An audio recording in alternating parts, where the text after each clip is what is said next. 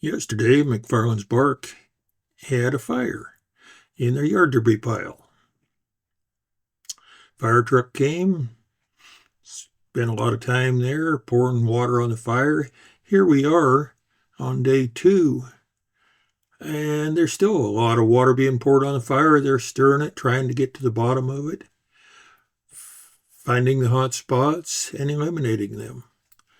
This process could take a few days, it could take a few weeks, because their pile got massive, way beyond their permitted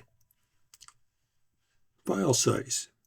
File was supposed to be 30 feet high maximum on the concrete slab contained, and it grew off of the concrete slab, and it was probably in the neighborhood of 50 feet high, and that's just a guess. I couldn't climb up there and throw a tape measure on it. I won't go on their private property. We know that there's been a problem. We could smell it.